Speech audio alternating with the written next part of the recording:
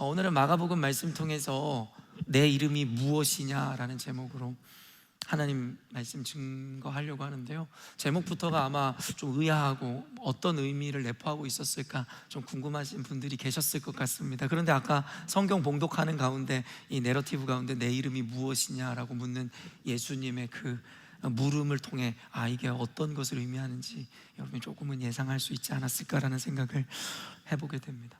오늘 성경에는 이 거라사 지방에 이 귀신 들린 사람을 만난 예수님께서 그를 그렇게 괴롭히던 그 귀신을 아마 여러분들 엑소시즘이라고 하는데, 여러분들이 좀 아마 흔히 듣던 단어 표현은 아닐 것인데 축사, 이 축사는 무슨 좋은 의미에서가 아니라 귀신을 몰아낸다 할 때 의미에서의 그 축사이고, 그리고 캐톨릭에서는 구마라고도 하죠.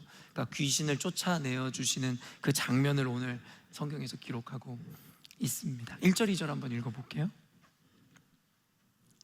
예수께서 바다 건너편 거라사인의 지방에 이르러 배에서 나오심에 곧 더러운 귀신 들린 사람이 무덤 사이에서 나와 예수를 만나니라.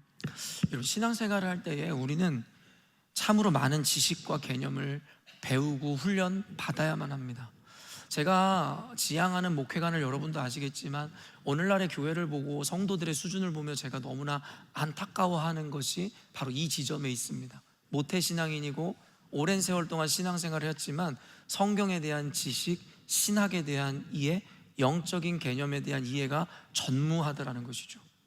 아이러니하게도 신앙생활이라는 건 잠깐 했다가 끝내는 게 아니잖아요. 우리의 평생의 가장 귀한 가치로서 우리는 신앙생활에 몸담고 있는 겁니다. 그런데 성경도 모르고 성경을 기반으로 세워진 신학이란 개념도 알지 못하여 교단을 무지성으로 선택하게 되고, 더 나아가 우리는 영적 생활을 하는데 영적인 기본적인 원리나 개념조차도 전혀 이해하지 못한 채로 그냥 어려서부터 그냥 들어왔었던 예수 믿으면 복을 받고 예수 믿으니 구원받았다라는 그저 그와 같은 아니란 생각으로 신앙생활하기에 이르렀죠. 그러다 보니까 여러분, 모든 것은 인과응보고 사필 규정입니다. 그와 같은 신앙의 태도로 신앙생활하는 성도가 채운 교회, 그러다 보니 그와 같은 교회들은 선한 열매를 맺을 수가 없겠죠. 그래서 오늘날의 교회는 세상으로부터 지탄받고 손가락질을 받을 수밖에 없는 필연적인 존재가 되어버린 것이죠. 좋은 나무는 좋은 열매를 맺을 수밖에 없는 겁니다. 맺는 것이 아닙니다. 맺어지는 겁니다. 여러분이 어떤 좋은 열매를 맺으려고 노력하는 게 아닙니다. 다만 여러분이 좋은 나무이고 좋은 성도이고 좋은 교회라면 성경이 이야기하는 긍정적인 열매를 맺을 수밖에 없는 것이죠. 근데 오늘날의 교회들은 왜 그와 같은 긍정적 열매를 맺지 못하는 것일까요? 능력의 부재나 어떤 그런 것이 아니라 성도로서 성경적인 신도의 삶을 살아내지 못하기 때문이고, 그런 이유는 단순합니다. 무지하기 때문인 거죠. 다시 한번 이야기하지만 우리 기독교 신앙의 근간인 성경을 모르고, 그리고 각 교단의 성경을 이해한 그리고 신학에 의해 생겨진 교단의 의미도 모르고, 그리고 실제로 우리 가운데 살아가는 영적인 삶의 그 개념을 모르기 때문이다라는 겁니다. 학문 중에서 여러분 가장 어려운 학문으로 학자들이 뽑은 학문이 신학입니다. 여러분은 법학이나 의학을 생각하셨을지 모르겠지만, 혹은 철학을 생각하는 분들이 계실지 모르겠지만, 아니요, 모두가 입을 모아 신학이 가장 어려운 학문이라고 이야기합니다. 저희가 목사 안수를 받기까지요, 저는 10년 동안 공부했습니다. 어쩌면 의사들이 여러분 그 과정을 겪고 그리고 사법고시에 패스해야 되는 어쩜 로스쿨에서 공부하는 이들보다 더 많이 공부했을지도 모르겠죠. 그만큼 신앙이라는 것은 그렇게 방대하고 많은 지식과 그와 같은 이해를 가져야지 그나마도 엿볼 수 있는 그런 개념입니다. 근데 우리가 그렇게 쉽게 신앙생활해서 과연 우리가 하나님을 안다 이야기할 수 있겠냐라고 여러분에게 반문하는 겁니다. 우리가 이런 것들을 알고 이해해야 우리가 처한 상황과 현실, 그리고 우리가 마주하는 사건에 대해서, 문제에 대해서 영적으로 온전한 이해와 해석을 해낼 수 있거든요. 그러나 이와 같은 이해가 없으면 오늘날에 우리가 마주하는 시대와 현실, 상황들, 불합리, 우리 삶에 드리워진 문제를 도무지 헤쳐나가거나 이해할 수 있는 능력이 없는 거예요. 그러니까 세상 사람들과 동일하게 문제를 그냥 문제로 받아들임으로 말미암아 문제에 허덕이는 삶을 살 수밖에 없다라는 것이죠. 그리스도 예수로 말미암아 우리에게는 모든 것을 능케 하시는 하나님의 능력이 주어졌고 모든 것으로부터 자유하라 말씀하셨지만 전혀 하나님의 말씀이 우리에겐 적용되지 않는 겁니다. 여러분, 예수 믿어 자유하십니까? 아니잖아요. 예수 믿어서 평안하십니까? 아니잖아요. 예수 믿어 모든 것으로부터 승리하시는 삶을 살고 계십니까? 아니잖아요. 세상 사람들과 똑같이 재정 문제로 자빠지고 넘어지고 건강 문제로 두려워하고 죽음에 대하여 여러분께서는 너무 부정적으로 받아들이고 그것을 너무나 공포로 여기고 자녀들에게 주어지는 문제나 상황, 비즈니스에 드리워진 어떤 문제로 인해서 절망하고 엎드러지시잖아요. 모든 것을 주관하시는 분이 하나님이시라고 우리는 고백하지만 우리 삶 가운데 정작 일어난 일에 대해서 하나님의 개입을 인정하지 않는다는 거죠. 이게 오늘날의 신앙인들의 문제이고 교회의 문제라고 지적해 드리는 겁니다. 그 가운데 우리는요, 귀신이라는 존재에 대한 옳은 배움과 이해가 있어야 합니다. 여러분, 그런데 여지까지 신앙생활하면서 이 귀신이라는 이 존재에 대한 개념에 대해 설교 들으신 적 있으세요? 그런 분들은 또 얼마나 있으시고 그 빈도가 있습니까?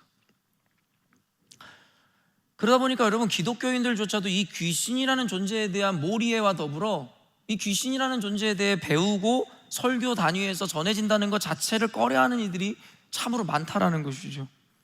그래서 아직까지도 심지어 많은 기독교인들조차도 귀신이란 존재는 죽은 영혼이 한이 맺혀서 떠나지 못하고 구천을 떠도는 존재로 이해하는 분들이 지금 이곳에도 있으실지도 모르겠어요. 왜요? 성경에 대한 몰이해 때문에 말입니다. 그러다 보니까 여러분, 그 몰이해와 무지로 인해서 두려워하지 말아야 될 대상을 두려워하기 시작하는 거죠. 우리 어렸을 때부터 남양 특집 해가지고 뭐 전설의 고향이나 막 이런 거 보면은 막 그 무서워하는 귀신의 그 이미지가 있잖아요. 그러다 보니까 우리는 귀신하면 그냥 무서운 거예요.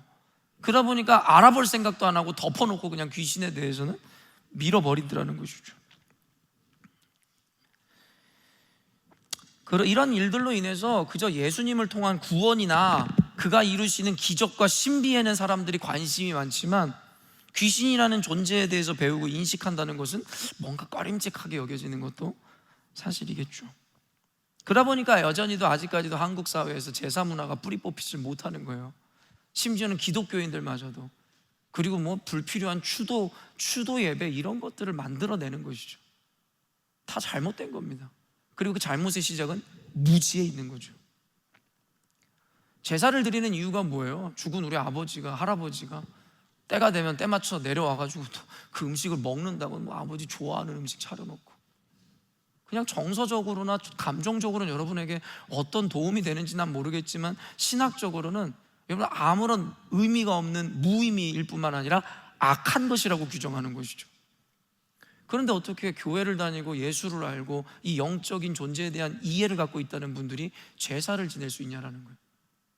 지금 여기에 계신 성도님들 가정 가운데서도 전통과 문화를 따라 뭐 그게 그렇게 잘못된 건 아니지 않냐라고 하면 제사를 드리는 분들은 본인들이 무지하다고 생각하시면 됩니다.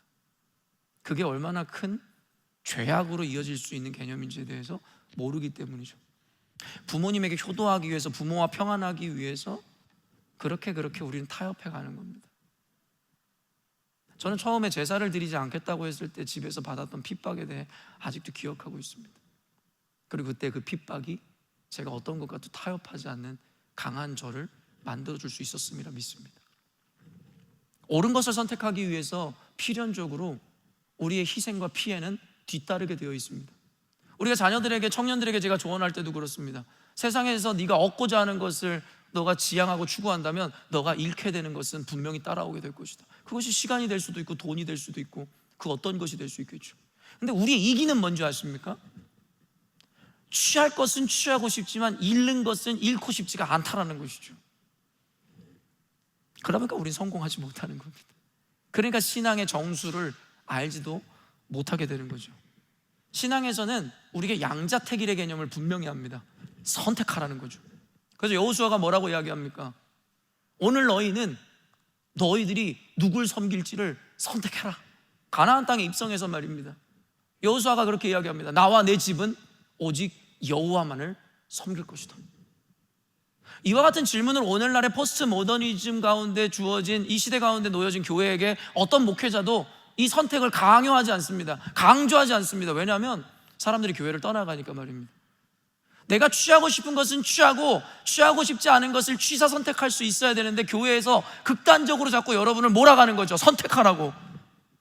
근데 예수님은 우리에게, 성경은 우리에게 늘 선택을 강조합니다.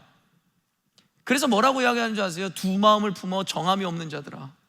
오늘날 교회가 다 이와 같은 교회들이라고 저는 생각합니다. 교회가 아닌 것은 아니겠죠.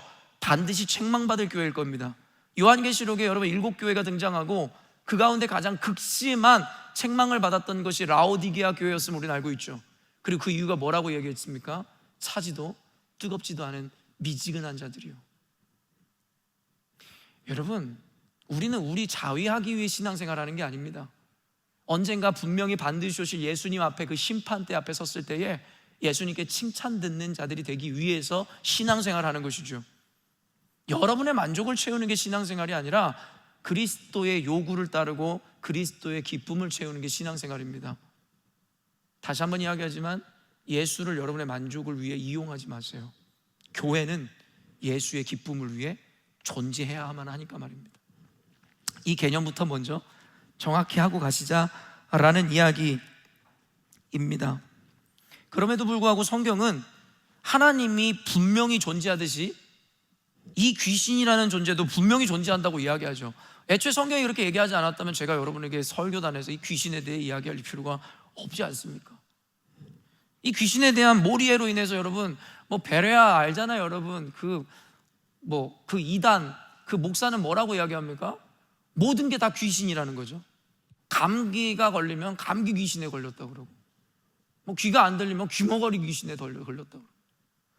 그런데도 그 교회가 여러분 수십만이 넘습니다. 성도가, 사이비 성도가 말입니다.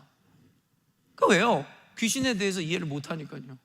그 목사가 그냥 무슨 기도하면 놀라운 신비와 기적이 일어나거든요. 그것에 다 홀려서 무지로 말미암아서 말입니다. 그렇게 우리의 기호나 선호로 하나님의 존재만을 연구하고 인식할 게 아니라 반대로 이 귀신이라는 존재에 대해서도 연구하고 인식할 필요가 있다. 제가 위조 집회 감별사의 이야기를 예로 들듯이 그렇다고 해서 너무 이 귀신이라는 존재에 우리가 집중할 필요는 없겠죠. 우리는 그냥 하나님께 집중하면 이와 같은 존재들은 떠나가게 되어 있으니까요. 그러나 제가 늘 얘기하듯이 지피지기면 여러분 알고 있는 백전백승한다라는 말, 물론 이 손자병법 병법서에 나와 있는 여러분 그 개념을 따온 의미가 백전백승이라는 것이고, 원래는 뭐냐면 지피지기 백전불태라는 구절이 손자병법에 있습니다. 저는 이게 더 맞다라고 생각해요. 무슨 말이냐면 이를 풀어 해석하면 뭐냐면 적을 알고 나를 알면 100번 싸워도 위태롭지 않다라는 뜻이에요. 손자병법서에 나온 것은 적을 알고 나를 알면 100번 싸워 100번 이긴다가 아니라 100번 싸워도 위태로워지지 않는다라는 의미입니다. 저는 이게 훨씬 더 성경적으로 우리가 적용할 수 있다는 거예요. 우리는 영적 전쟁터에서 살아가는 존재라고 성경은 분명히 이야기하죠. 그렇기 때문에 그 전쟁에서 승리하기 위해서는 먼저 우리가 위태로움 가운데 빠지지 말아야 된다는 거예요. 승리는 하나님께서 저와 여러분에게 허락하시는 겁니다. 믿으십니까? 근데 그 승리를 맛보기 위해서는 우리가 위태하면 안 된다는 거예요. 근데 우리를 위태하게 하는 존재들이 바로 마귀들이라는 겁니다. 왜요? 적을 알지 못하고 나를 알지 못하니 우리는 늘 위태로운 상황에 빠지는 겁니다. 여러분이 지금 처해 있는 디프레션이든 삶의 어떤 느끼는 이 중압감, 프레셔든 여러분 그것에 모든 영적인 의미가 있습니다라고 고백해야 하는 것이죠. 하나님의 의도이든 마귀의 템테이션이든 말입니다. 이것을 그저 일반으로 받아들이니까 우리는 그 구덩이에서 빠져나오질 못하는 거예요. 성경에는 모든 솔루션을 우리에게 제공하고 있음에도 불구하고 말입니다. 그래서 우리가 약해지게 하는 것이 바로 마귀의 사역입니다. 우리를 위태롭게 만드는 것이죠. 그래서 하나님의 승리가 주어져도 부여잡지 못하게 하는 겁니다. 그렇게 우리가 이 전쟁에서 이기기 위해서 하나님에 대해 온전히 인식하는 것은 당연하거니와 반대로 공중권세 잡은 자라고 얘기했잖아요. 능력이 있는 자입니다. 그들도 하나님 같지는 않지만 말이에요.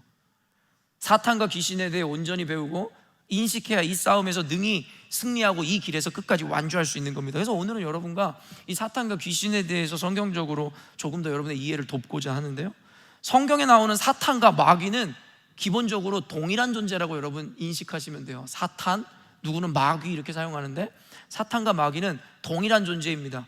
히브리어 원어가 바로 사탄이에요. 사탄, 세이튼이라고 하는 이 사탄은 히브리어 원어에서 따온 말인데 대적자 또는 고소자라는 뜻을 갖고 있습니다. 이는 하나님의 대적자로 묘사되고 표현된 것이죠. 그걸 우리는 사탄이라고 이야기합니다. 그리고 우리는 이 사탄의 존재를 어떤 존재라고 생각해요? 성경적으로 타락한 천사가 하나님의 영광을 가로채려다가 하늘에서 쫓겨난 존재라고 우리는 배워오죠. 그게 바로 사탄입니다. 그리고 신약 성경에 비로소 마귀라는 표현이 나오기 시작하는데, 이 마귀는 이 히브리어인 사탄을 헬라어로 번역한 것, 그것을 번역한 게 마귀인 거예요. 그리고 그 헬라어가 뭐예요? 디아볼로스라는 거죠. 이 디아볼로스가 헬라어인데 이것을 해석하면 마귀가 되는 겁니다. 그렇기 때문에 사탄과 마귀는 언어의 차이일 뿐 같은 존재라고 우리가 인식하고 해석하면 되죠. 요한계시록 12장 9절 말씀입니다.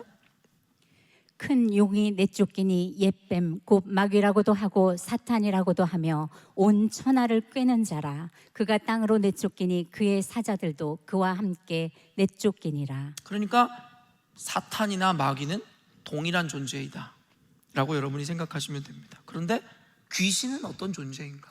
성경에는 사탄, 마귀, 귀신이라는 단어들을 모두 다 사용하니까 말입니다.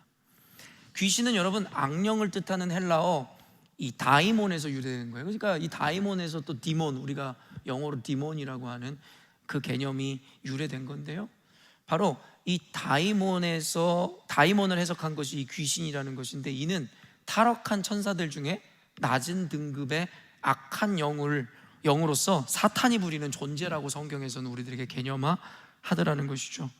그래서 여러분 아까도 이야기하지만 사탄과 마귀라는 존재가 있는데, 그때가 되었을 때에 그들이 내쫓기게 될 것인데 그 뒤에 따라온 말이 뭐였어요? 그 사자들도 인 것이죠. 여기서 그 사자들이 바로 귀신, 악한 영들을 의미한다는 거예요. 마태복음 25장 41절도 한번 더 읽어볼게요. 또 왼편에 있는 자들에게 이르시되 저주를 받은 자들아 나를 떠나 마귀와 그 사자들을 위하여 예비된 영원한 불에 들어가라. 그러니까 분명하게 구분해 놓은 거죠. 사단, 마귀, 그리고 이 귀신, 그의 사자들. 예를 들어 이것을 또 비유로 하면 하나님과 그리고 하나님께서 쓰시는 그 천사들의 개념이랑 비슷한 개념이다라고 우리가 생각하면 좋죠. 마귀는요 원래 모방하는 자잖아요. 남의 것을 베끼는 자고 속이는 자입니다. 그래서 하나님의 원리를 비스무리하게 따라하는 존재들인 것이죠. 그래서 이를 정리하면 악의 우두머리는 사탄 혹은 마귀인 것이고, 그리고 그가 부리는 악령들을 우리는 귀신이라고 이야기하는 것입니다. 오늘 여기에 깊이 강의할 수는 없기 때문에 여기까지만 이해하셔도 여러분은 이미 보통 성도들보다 많이 아시는 겁니다.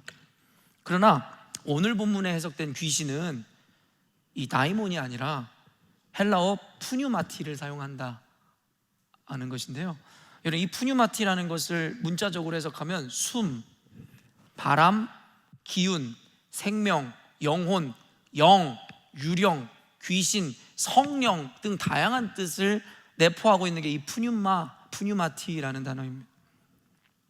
그렇기 때문에 오늘 본문에 등장하는 이 귀신은 다이몬이 아니라 이 푸뉴마티, 이 영이라는 존재라고 성경에서 이야기하고 있는데, 이것을 귀신이라고 번역한 이유가 무엇이냐면 그 앞에 수식된 형용사가 더러운, 부정한이기 때문입니다. 그래서 이것을 붙여서 이야기하면 이 영적 존재는 부정한 영이라고 해석할 수 있다는 것이죠. 그렇기 때문에 거룩한 영이라고 하면 이 푸뉴마티를 성령님 내지는 거룩한 영, 긍정적인 의미에서 그와 같은 영적 존재로 해석하겠지만, 수식된 형용사가 더러운, 부정한이기 때문에 이것을 우리는 부정한 영이고, 이것을 쉽게 이야기하면 악령이라고 해석할 수 있다는 것이죠. 그래서 그 개념을 오늘 본문은 귀신이라고 해석한 겁니다. 그래서 귀신 들렸다는 것은 바로 이와 같은 부정한 영에 의해 지배를 받는 삶을 사는 이들을 의미하는 것이다라고 우리가 풀어 해석할 수 있다라는 거죠. 그런 의미에서 오늘 여러분과 논하는 이 귀신 들림의 의미라는 것에 대해서 우리가 재해석하고 새롭게 고찰하는 시간을 여러분과 함께 가질 것인데, 귀신 들림이라는 의미는 우리가 영화나 어떤 것을 통해서 이미지화했었던 단순히 그런 형태의 것만은 아닐 것이라는 것에 대해서 여러분에게 미리 내비쳐 가르쳐 드립니다. 우리는 지금 이게 너무 매체라든가 그동안 배워왔던 것에 있어서 잘못된 이미지가 너무 많은 거죠. 귀신 들렸다고 하면 뭐 거품을 물고 막 눈이 희번덕하게 떠지고 막 이상하게 막 소리를 내고 그런 이 존재 내지는 그런 형태를 보이는 것을 귀신 들렸다라고만 개념화하지만, 다시 한번 이야기하지만 그것만은 아니라고 성경이 우리에게 가르치고 있음을 기억하시라는 겁니다. 어찌되었든 성경에 나오는 귀신은 바로 사탄이 부리는 영들이라는 것을 여러분이 개념화하시기 바랍니다. 그리고 그 귀신에게 붙들린 자의 모습이 오늘 묘사되는 건데요, 3절에서 5절 읽어볼게요.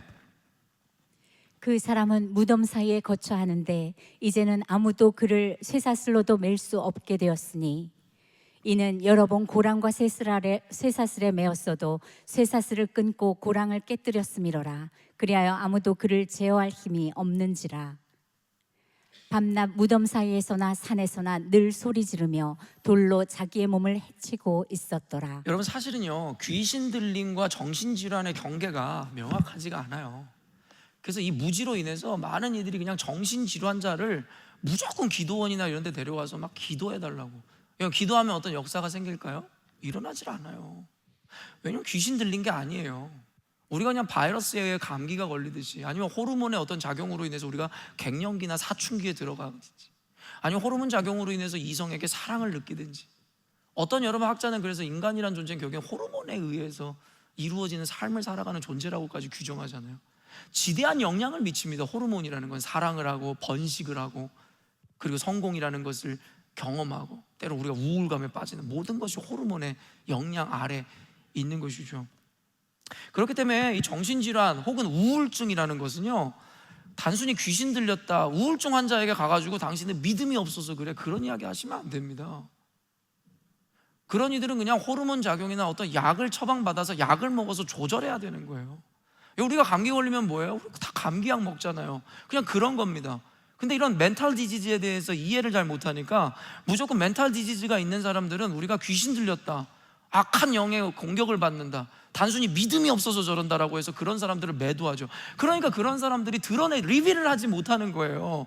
사회가 몰이해로 인해서 그들을 죄인 취급하니까 말입니다. 교회에서도 말이에요. 그러니까 적절한 치료의 때를 놓치는 거예요. 여러분, 감기 걸린 것을 누가 부끄러워합니까? 치료하면 되는데요. 정신적 문제가 있으면 왜 그게 부끄러운 겁니까? 치료하면 되는데요. 그러니까 자신이 우울하거나 어렵거나 고통 가운데 있는 분들은 교회 나와서 셀 리더이든 목회자들이든 오픈하세요. 그건 부끄러운 게 아닙니다. 그리고 믿음 없음은 더더욱 아닙니다. 그냥 질병입니다. 감기에 걸리든 암에 걸리든 그런 것처럼 말입니다. 그런데 경계가 명확하지 않다고 이야기했어요. 그렇다고 해서 이것이 꼭 영적인 차원에서 해석될 수 없는 것, 혹은 영적인 것과 꼭 무관하다라고도 이야기할 수 없어요. 그러니까 꼭 다르다고 할 수도 없지만 꼭 같다고도 할 수 없는 애매모호한 경계점에 있는 개념이 이것입니다. 그래서 귀신 들린 것인지 아니면 질병인 것인지. 그래서 혹시 이러한 어려운 고통 가운데 있는 분들이 있다면, 여러분, 하나의 생물학적이고 의학적인 차원에서 이런 현상들을 이해하실 필요도 있기에 당장 병원에 가세요. 전 제일 어리석은 사람들이 병원에 가지도 않고 이건 기도해야 된다 그러면서 기도원에서 금식하는 이들, 더 악화되죠.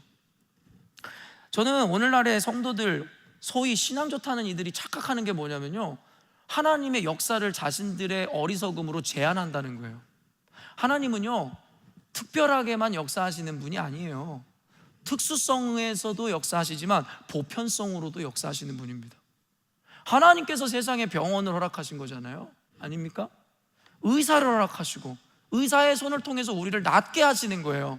약을 통해서 우리에게 낫게 하시면 그것은 하나님의 은혜가 아니란 말입니까? 그 또한도 하나님의 은혜입니다. 그 지혜를 주시고 그 과정을 허락하셨으니까요. 그렇기 때문에 우리는 극단적인 믿음에 빠져, 신비주의에 빠져, 내가 어떤 질병이 있으면 기도로 낫겠다? 그건 좋은 믿음이 아니라 무식한 믿음입니다.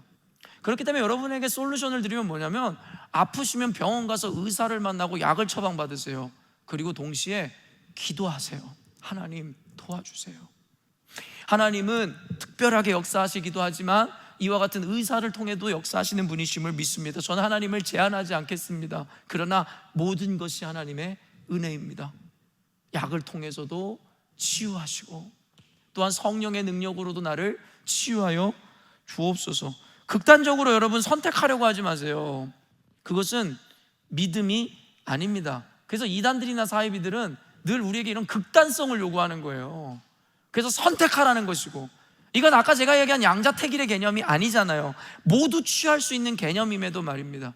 그러니까 선택해야 되는 것은 선택하지 않고, 굳이 선택할 필요도 없는 것은 선택하는 아이러닉이 일어남도 자꾸 이야기해서 죄송하지만 우리의 무지 때문입니다.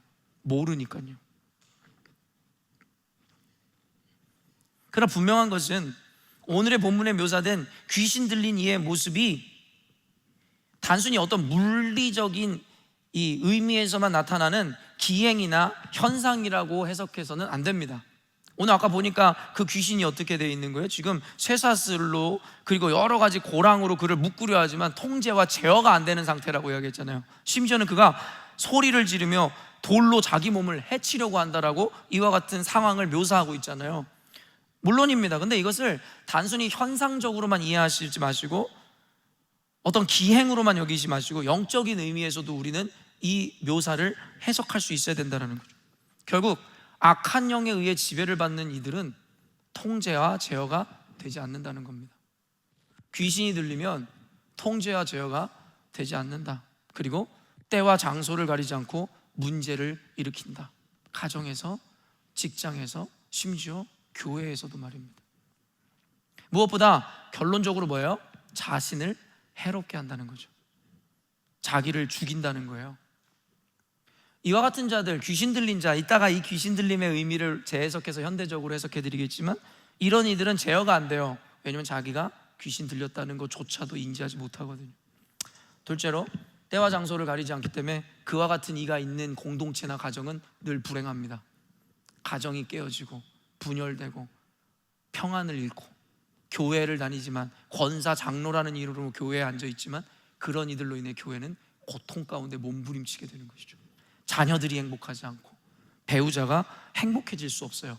그리고 필연적으로 그런 이는 자기마저도 파멸하게 되는 것이죠. 오늘날의 많은 이들이 영적인 의미에서 이 귀신에게 놀아나 스스로 자각하지도 못한 채로 서서히 스스로 병들게 하고 죽어가게 하는지도 모르고 살아갑니다.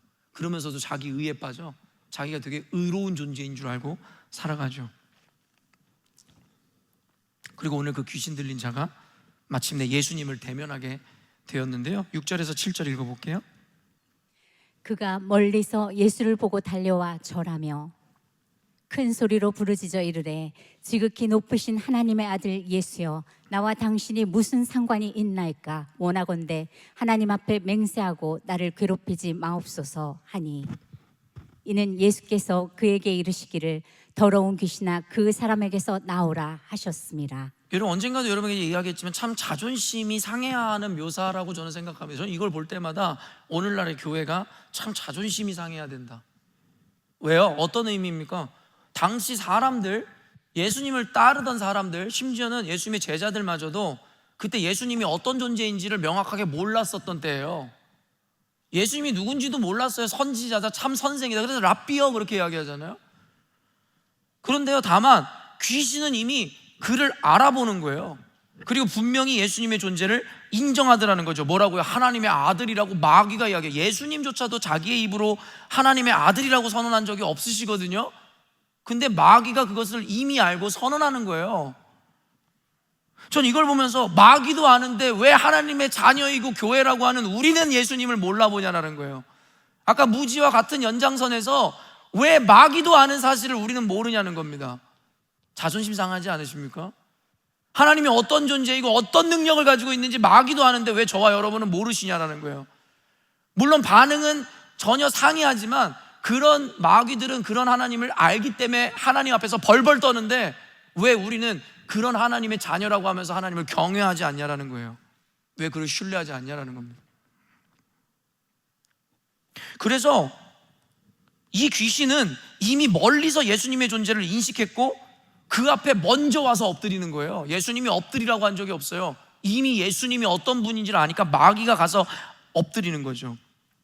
또한 정황상 예수님이 그에게 나오라고 하셨다라는 거예요. 성경이 아까 뭐래요? 예수께서 이미 그에게 이르시기를 더러운 귀신아 그 사람에게서 나오라 하셨습니다. 근데 여러분 이게요, 예수님께서 지금 선언하신 것 같아요? 귀신아 떠나가라 지금 말씀하셨나요? 정황상 아니에요. 멀리서 마귀는 예수님을 알아보고 그 앞에 와서 엎드린 거예요. 근데 성경에는 이미 예수님께서 더러운 귀신아 그 사람에게 나오라 하셨습니다라고 묘사하죠. 이게 바로 인간을 배려한 하나님의 방식입니다. 하나님이 과연 이런 언어를 내뱉으셨을까요? 저는 그렇게 생각하지 않아요. 이미 언어가 아닌 그분의 존재 자체로 귀신은 떠나가게 되었던 겁니다. 여러분 여기서 성경에서 뭐라고 이야기하냐면 귀신이 나를 괴롭히지 마옵소서라고 하더라는 거예요. 예수님은 아직 그를 괴롭힌 적이 없어요. 예수님이 뭘 하셨다고요? 나오라고 언어로 얘기한 적도 없어요. 뭘로 괴롭혔다라는 거예요? 예수님의 다가옴 자체가 마귀에게는 괴로움인 거죠. 하나님의 언어가 필요한 게 아닙니다. 귀신아 떠나가라라는 말이 필요한 게 아닙니다. 그냥 그분이 다가오시면 떠나가는 겁니다. 그분이 함께 하시면 마귀는 두려움에 빠지는 겁니다. 바로 예수님의 다가옴 자체가, 그의 존재와 임재 자체가 마귀에게는 치명적인 괴로움이기 때문입니다.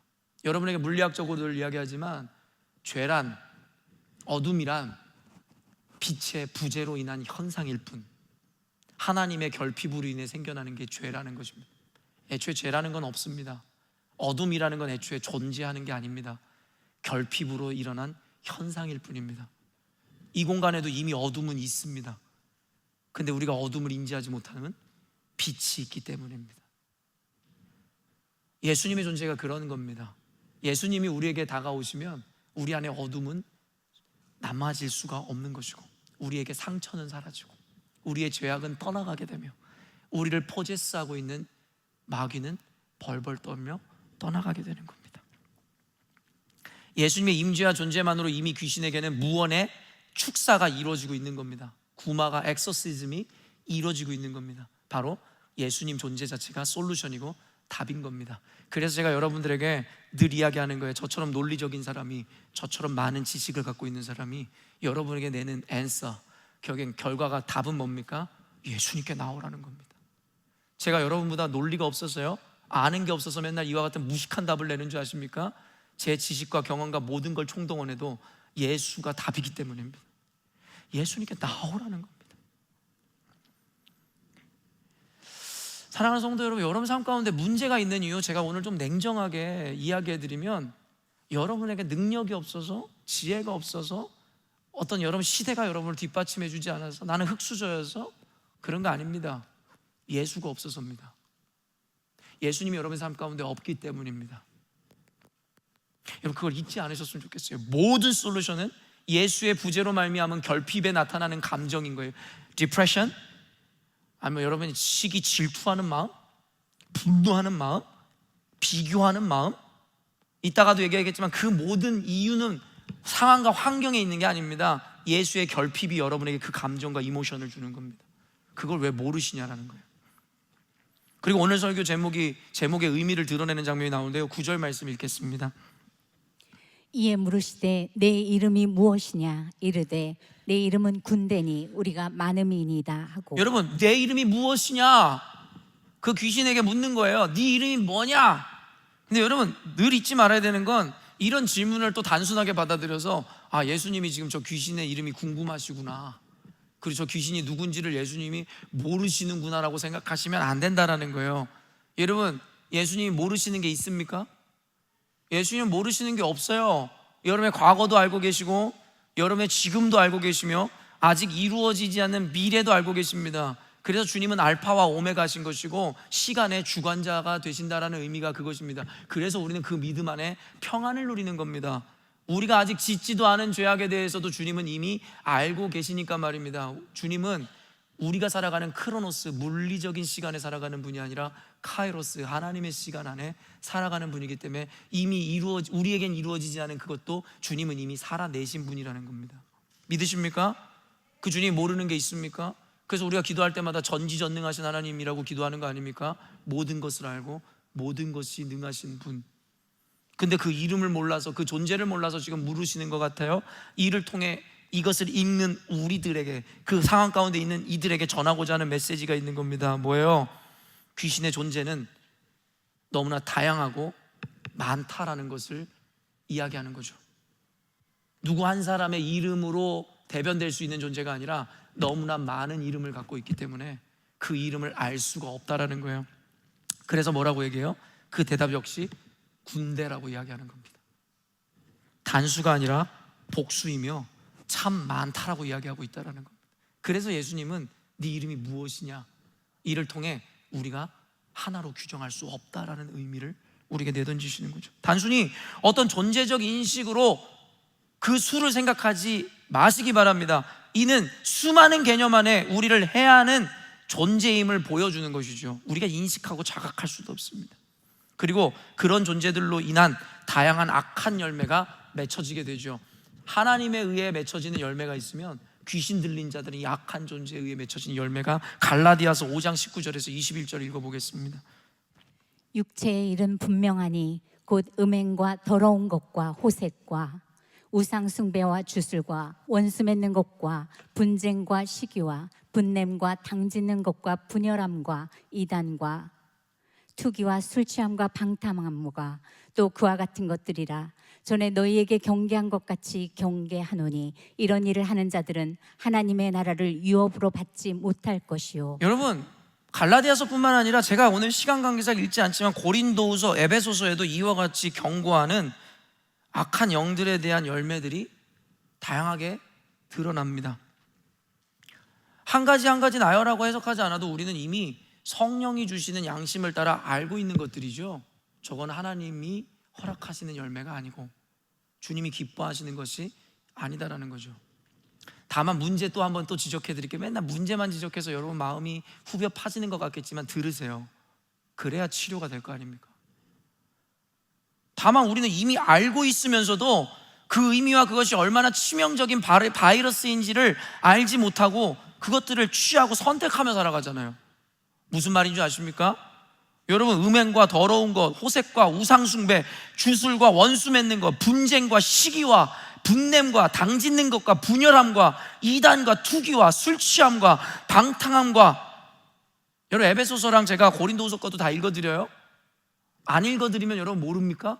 이미 이것이 성령의 열매가 아니라 악한 열매라고 성경에서 우리에게 못 박아서 수도 없이 설명하고 있거늘 우리는 스스로 취사 선택하잖아요. 남을 미워하기로, 시기하기로, 교회를 부정함으로 분열하기로, 음행하기로, 우상을 섬기기로. 자녀가 우상이 아니라고 얘기 100번 골백번 하면 뭐합니까? 여러분이 우상을 만들어 버리는데요. 여러분, 이것이 마귀에 의해, 악한 영들에 의해 맺혀지는 열매이고 귀신 들린 자에게 나타나는 현상이라고 성경은 우리들에게 얘기하고 있는지도 모르겠죠. 그런데 우리는 스스로가 그것을 취하는 겁니다. 여러분, 남들 미워할 때 이겨내려고 해본 적은 있으세요?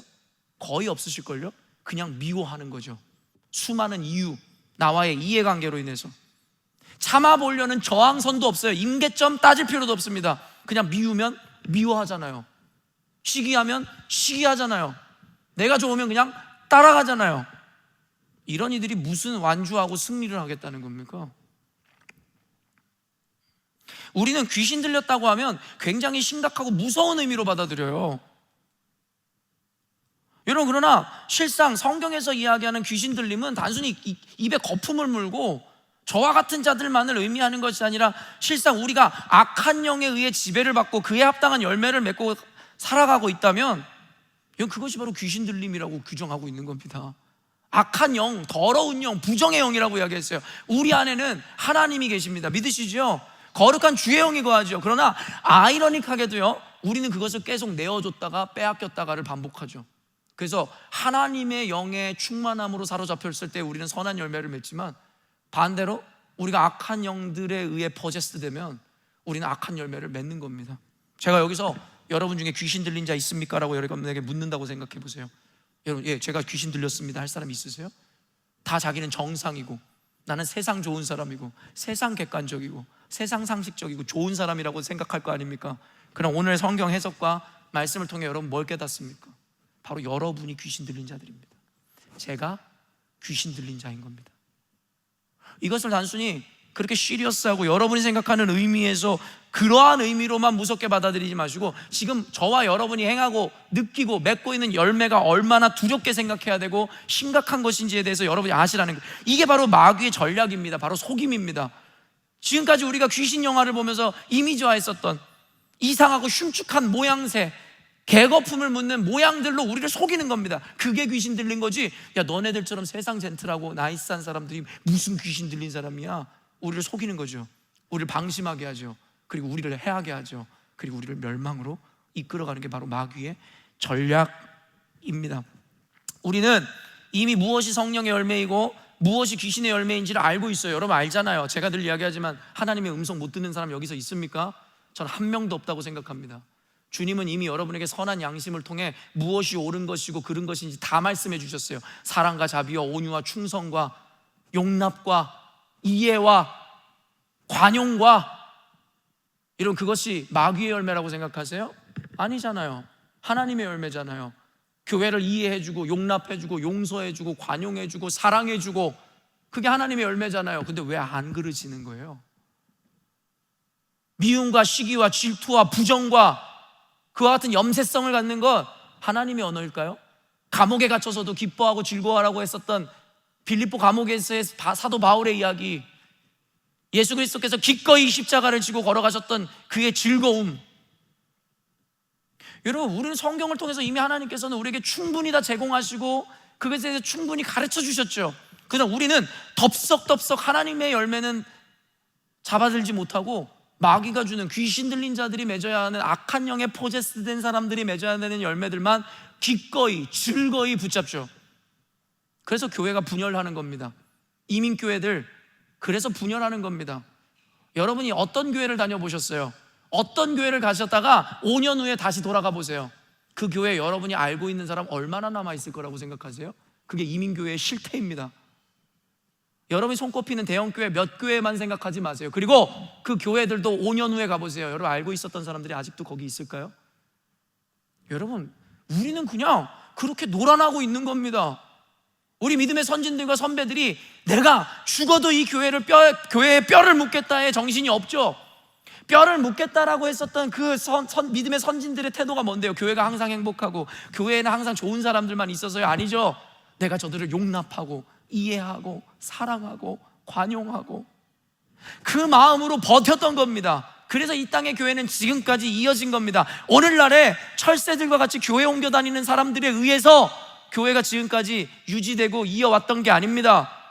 우리 열린문교회라 하여 좋은 일만 있는 게 아닙니다. 좋은 사람들만 있는 게 아닙니다.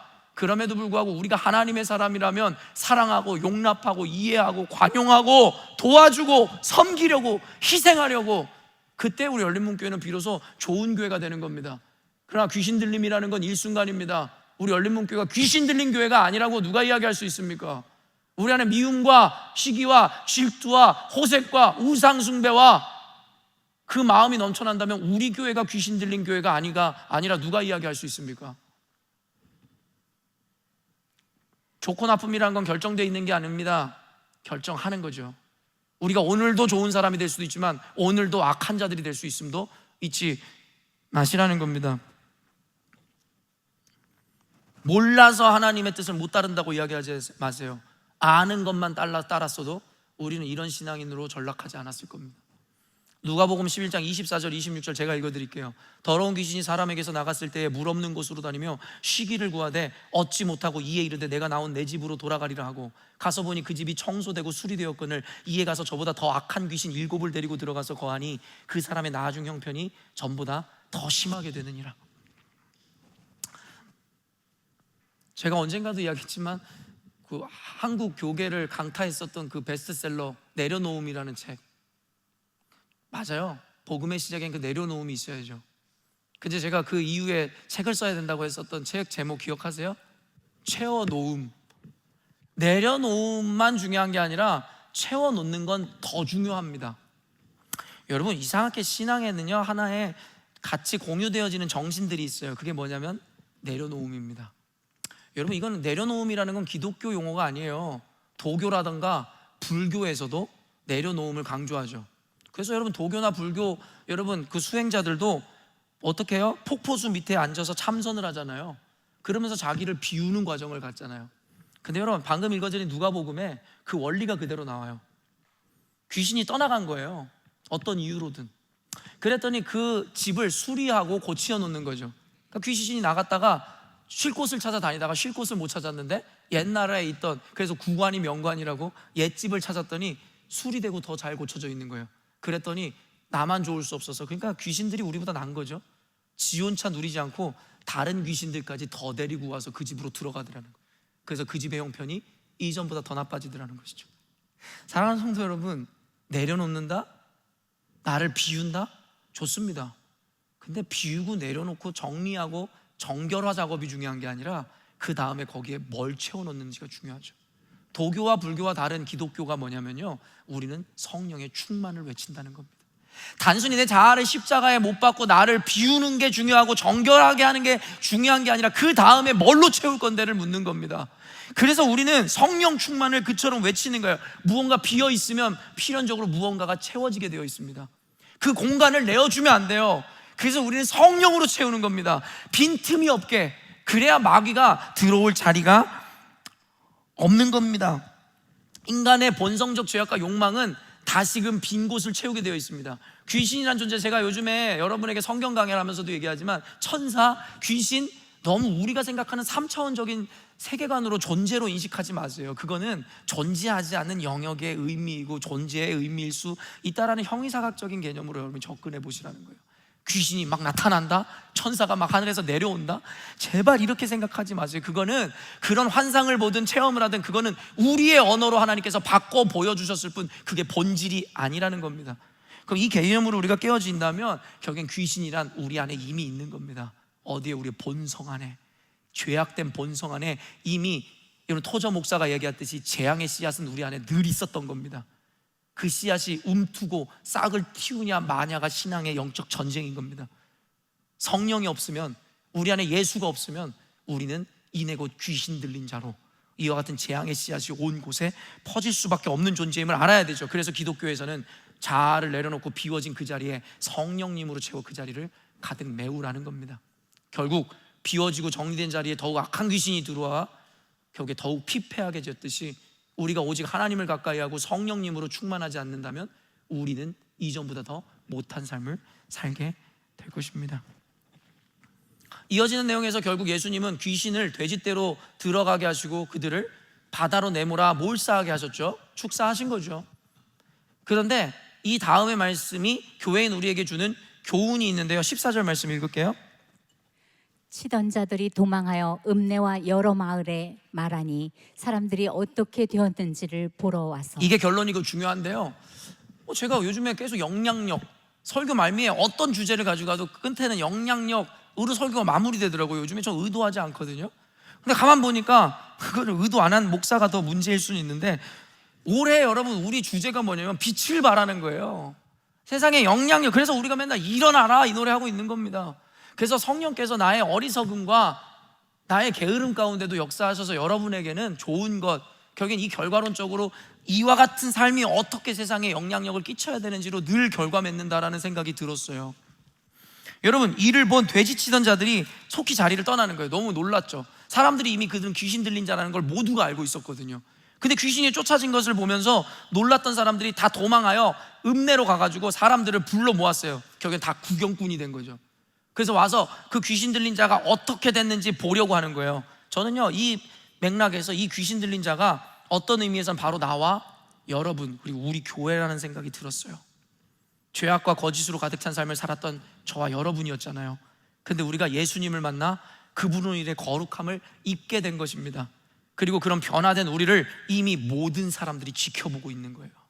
세상이 지켜보고, 여러분 배우자가 지켜보고, 자녀들이 지켜보고 있고, 부모가 지켜보고 있고, 여러분 교우들이 지켜보고 있고, 세상에 존재하는 모든 이들이 예수님을 만났다고 거들먹거리는 우리를 보고 있을지도 모른다는 겁니다.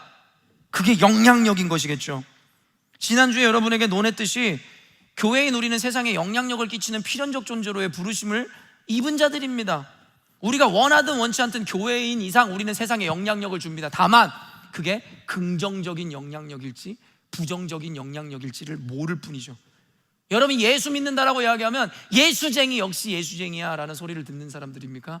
예수님을 믿는 사람은 뭔가 달라도 다르구나를, 그런 이야기와 평가를 듣는 이입니까? 15절 제가 읽겠습니다.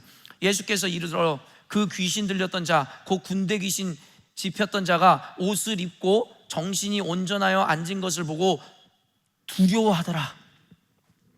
여러분, 세상이 교회를 두려워해야 됩니다. 우스워하는 게 아니라, 오늘날처럼 우스워하고 조롱하는 게 아니라 두려워해야 됩니다. 이거는 테러가 아닙니다. 테러의 의미에서 공포를 느껴야 된다는 얘기가 아니라 fear, 우리가 하나님을 경외하듯이 그 두려움으로 세상이 교회를 두려워해야 된다는 거예요. 왜요?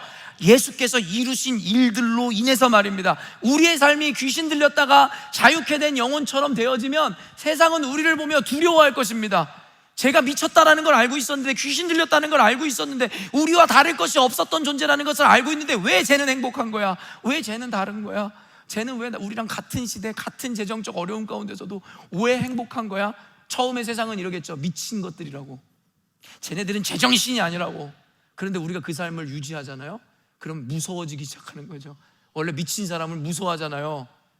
우리를 두려워하게 될 겁니다. 그런데 그 두려움이 뭘로 바뀐다고요? 리스펙으로 바뀌는 거예요. 경외로 바뀌는 겁니다. 그때 비로소 교회는 진정한 의미에서의 부흥과 하나님의 영광을 세상에 드러내는 겁니다. 사람들이 교회를 두려워하더라. 세상이 교회를 경외하더라.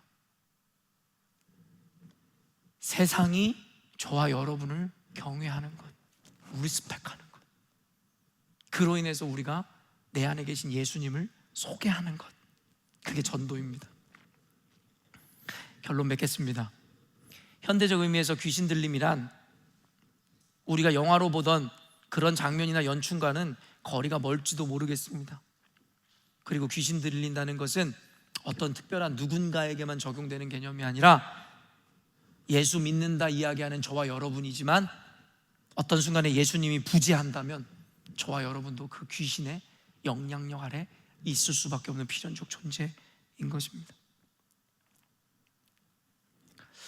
그러므로 사랑하는 열린문교회 성도 여러분, 우리는 예수님의 존재와 그 충만으로 인해 귀신의 영향력 아래 있는 것이 아니라 그리스도의 충만한 상태에 이르러 있어야 된다는 겁니다. 한 번 예수를 믿어 구원은 따놓은 당상이다가 아니라, 예수를 믿어 새 사람이 되었다면 이제는 그 예수로 가득 채우는 삶을 살아가야 되는 게 이 땅에서 우리에게 주어진 사명인 것입니다. 그리고 그 충만한 상태로 인해서 우리를 보는 모든 이들이 우리 안에 계신 그 그리스도를 보게 하는 것, 그게 바로 교회입니다. 그리고 그것이 이 땅에 주신, 교회에게 주신 그리스도의 사명인 것이죠. 그리고 마지막으로 놀라운 한 줄은 뭐냐면, 그 비결을 알고 이 비밀을 알아 그리스도 앞에 이와 같은 삶을 살기로 결정하고 이 사명을 감당하는 자들에게야말로 그리스도의 개입이 임하고 하나님의 능력이 임하며 기도의 응답이 주어지고 하나님의 축복이 비로소 그의 것이 되는 겁니다. 사랑하는 열린문교회 성도 여러분, 모두가 이 비결과 비밀을 알아 주의 뜻을 받들어 사명 감당하는 삶을 살아내심으로 성경에 이야기하고 보장된 모든 복락과 은혜와 기도의 응답과 기적을 모두 나의 것으로 만드시는 저와 여러분 되시기를 주님의 이름으로 축원합니다. 기도하겠습니다.